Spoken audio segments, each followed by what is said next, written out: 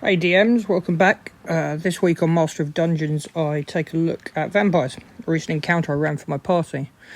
I'll take a look at what I did to change the vampire to make it more exciting, what I added to the legendary monster's lair to make it threatening, how I ran the encounter, the mistakes I made, and things I might change for the next time. I'll also take a look at my party and their composition, show how a clever team worked well together and how their skills complemented each other and this encounter. First, I'm going to talk about my background. I've not played D&D very long and never really got into it. I've been aware of 3.5 and 4, but it wasn't until 5e that me and my friends decided to take the plunge. I started role-playing by being sucked into Warhammer Fantasy 2nd Edition. I've been a Warhammer player for over 20 years, and so when someone introduced the ability to play in that world, I became hooked and fell in love with role plays in general. We've tried many systems, but only really started D&D this past couple of years. For my campaign, I discovered Critical Role and, like many people, became hooked, so decided to create my own campaign. With Explorer's Guide to Wildmount came the ability to really create a nice campaign set in Exandria. Why not Faerun? Well, the simple answer is it was hugely daunting to go into that world. I've known about Baldur's Gate, Neverwinter and Waterdeep before I even knew they were D&D cities. The Pantheon is huge in Faerun. They have close to 100 gods to choose from, and there's so much lore and history I just felt overwhelmed. But with Exandria, the world has been built over campaign 1 and 2. The Pantheon is much smaller, more manageable. The governments and factions within the world are less overwhelming too, and so that was my choice. A couple of my players knew the world as well, so they were able to help sort of build it with me. So before we look at the vampire and combat, let's look at my party and also what led to this combat. My party consists of 5 players. An orc, Oath of Devotion paladin who rides a wild boar, a human chronology wizard, a Loxton totem barbarian, a half-elf archer that is a battlemaster fighter rogue multiclass designed to be a different style of ranger, and an Asmar divine soul sorcerer who is a fun multiclass with a single level dip in life cleric and 2 levels in Circle of Stars druid, who pretty much is the ultimate healer. Now the sorcerer, archer and barbarian aren't original members to the party. Originally we had an astral monk and an ascendant dragon and a scribe's wizard who left or changed for various reasons. In Explorer's Guide to Wildmount, in the Heroic Chronicle, one of the backstory choices means that one of your players could have spent a year with a travelling circus. This becomes quite a nice introduction for my party. How I started my campaign was I did little personal one-on-one session zeros and crafted a personal story for each player that took them from level 1 to 3. At the end of it, each of them received a letter which would send them off to their first group mission and have them meet each other on the road rather than the standard meet in a tavern scenario. One of these letters to one of my PCs was from the carnival asking one of my PCs to drop by and see them again as they headed to a village, which he did. The other players met this carnival on the road at various points in the month-long journey and so got to meet one another. With this carnival, I did a few things. I laid small, tiny breadcrumbs that all was not on the up and up. First, I'd have only 2 NPCs, except the ringmaster and his assistant that the PC who knew the carnival was still part of. When asked, these NPCs would say, "Oh, people just left the carny. Life isn't for everyone." Also, despite being on the road and never seeing the carnival hunt, they had an abundance of meat and always served a delicious meat stew for dinner. Lastly, the ringmaster was always in his caravan planning the show during the day and only came out to socialise at night. Eventually, one of the NPCs my party member knew went missing, and when she was found, she had been drained of her blood, and upon examination, her throat cut happened post-mortem. At this point, my party is only level 3, so I have no intention of them fighting a vampire, but he runs away, they chase him down, face some spawn and a couple of allies, and he gets away and they lose all track of him.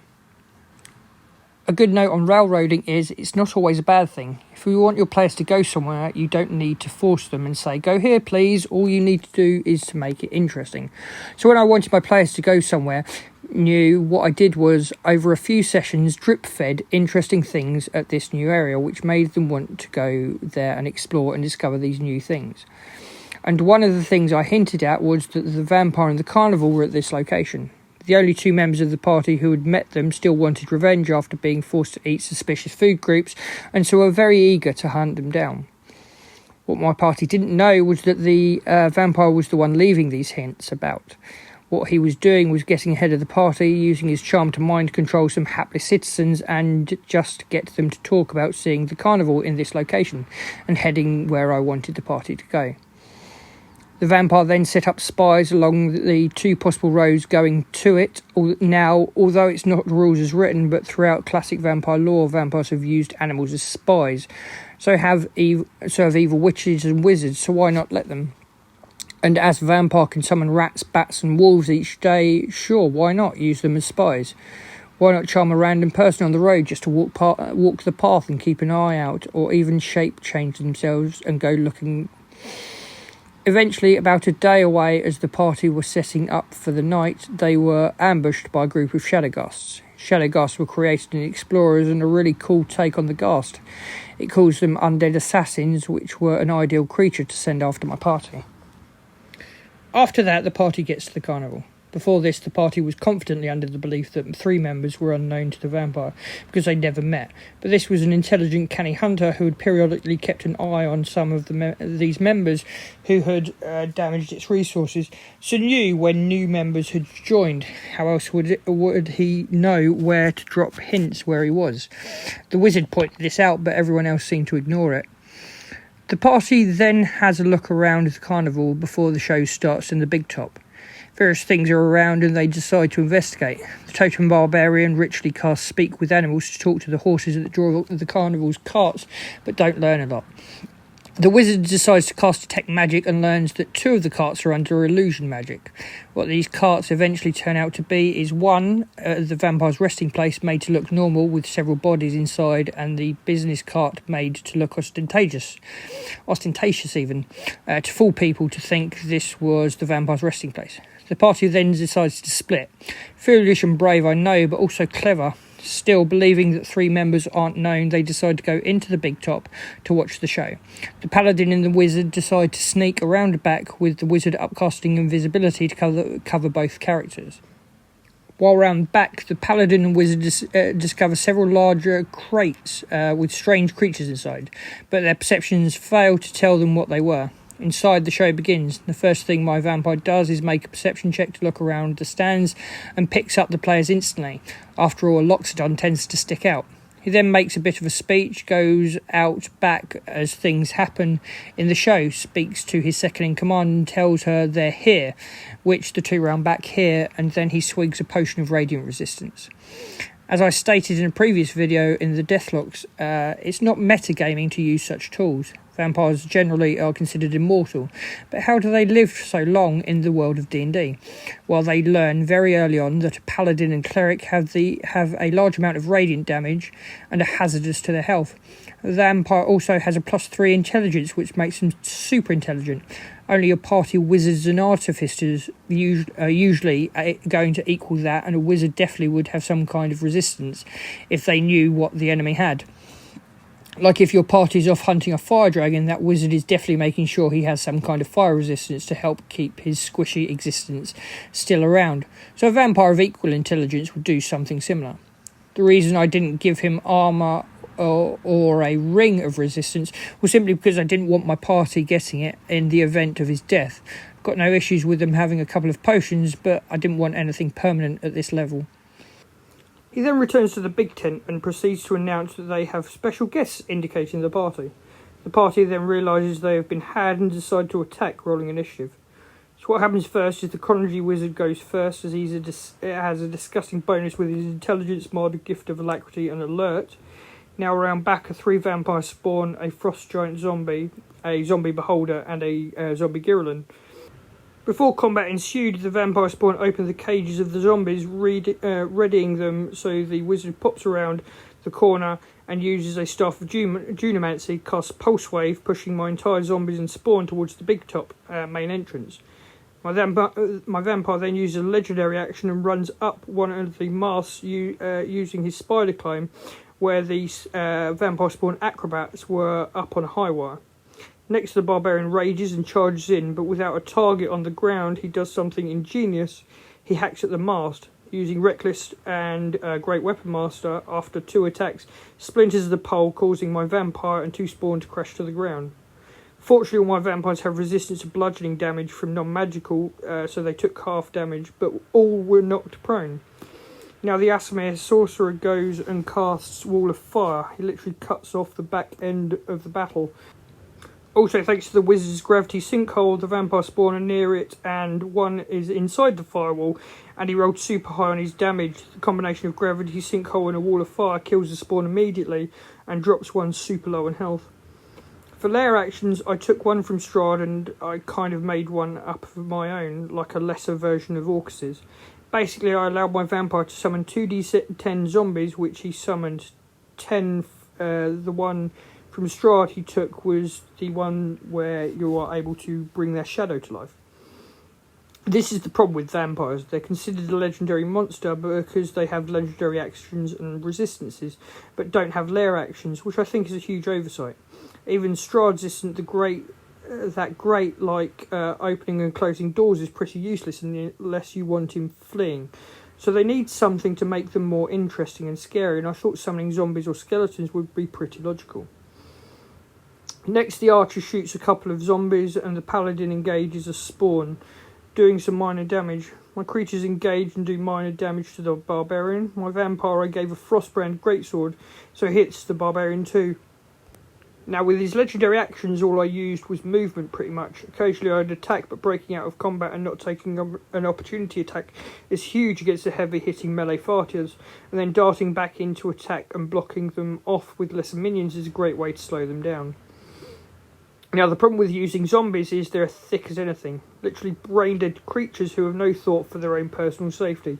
So what did my Girlon do? He ran to his master's aid through a wall of fire, taking damage, and on a spawn's turn another died thanks to the wall and attacks from my party's paladin. The Frost Giant and Paladin then engage in battle, and the Beholder zombie attacks the wizard, who passes save and is able to shake off a paralysis. The following round, the party's tactics and skills really come alive. The wizard summons his Fae on the other side of the firewall and then hides around a corner. Realising they're getting surrounded by zombies and spawn, the sorcerer lets out his angelic wings, risking opportunity attacks, and flies up out of their reach and starts using guiding bolts to assist his party. The archer has given himself elven accuracy as a feat, which means he has advantage on a roll, so he can then roll an additional dice, which now makes him super deadly against these undead creatures. He also has a vestige of divergence that I created based on Sehanine the Moonweaver. One of the things it does is an additional d6 radiant damage, which means that any zombies won't be getting back up and the vampire spawn won't be regenerating.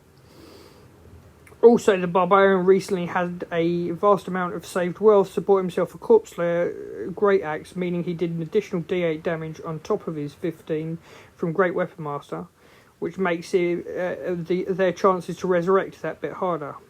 He also has the Butcher's Bib, which is a fun magical item from Explorers, which means he crits on a 19 or 20, increasing the odds of my zombies not getting up.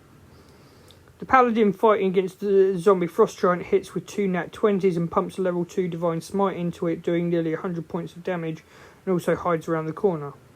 With that happening, it puts me in a conundrum that the Frost Giant zombie and Beholder zombie are too stupid to work out where the things attacking them have gone.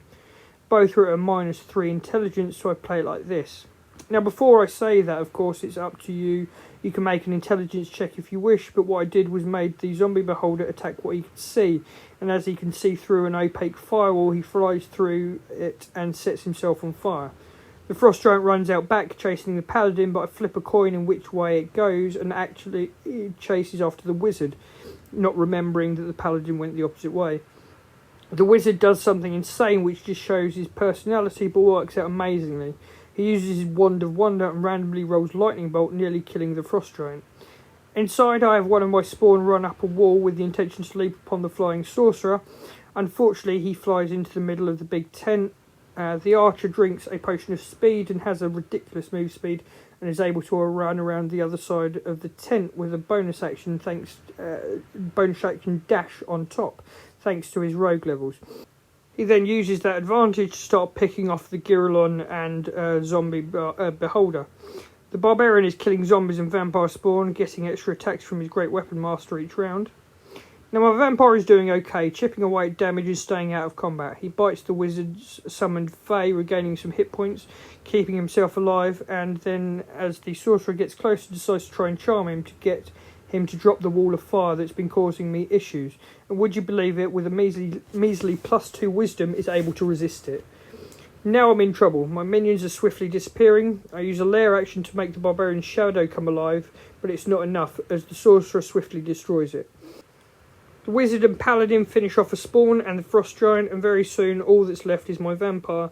And with a concentrated effort, a party of 5 with a summoned Fae, 2 are able to destroy it easily, especially as summoned Fae can put a cube of darkness around my vampire, forcing it to move out of it, somewhat controlling my actions. Once dead, the vampire turns to mist. The party gets excited because we're all new to D&D and they didn't know what this meant. The vampire has a contingency plan where in this event he will float into his coffin and servants would ride off and escape. Then the wizard does another amazing thing. Using his Wand of Wonders, rolls a 98, which means the mist must make a con save or start becoming petrified. Now what's really upsetting about this is the mist had advantage on con saves and I fail. Then on his turn he rolls again to shake it off, and with advantage I roll a 2 and a 5, failing. It turns from mist to stone or pebbles, was how I described it. And with that, my party picks up these pebbles and split them amongst each other, so he will never be whole again. Surprisingly, I expected my vampire to need to use his legendary resistances more, but I had 1 left at the end. Rules as written, he can still use it to pass that paralysis, but it was such a great story moment, and I didn't think I would use it. These minor changes made the combat much more interesting and fun, and my party loved it. I've played Curse of Strahd before, and I've heard many times how easy the final battle against him with a cleric and paladin in that final combat is, and how vampires are a bit of a joke monster. But hopefully this look gives you some inspiration and ideas on making your vampires more challenging. Maybe in Curse of Strahd have the Vistani going and getting him some potions of radiant resistances. Have a look at lair action ideas, and don't be afraid to add in minions to make the encounter more fun, interesting and threatening. And not just a single monster versus 3 to 6 players. This has been my take on vampire combat. Until next time, happy hunting.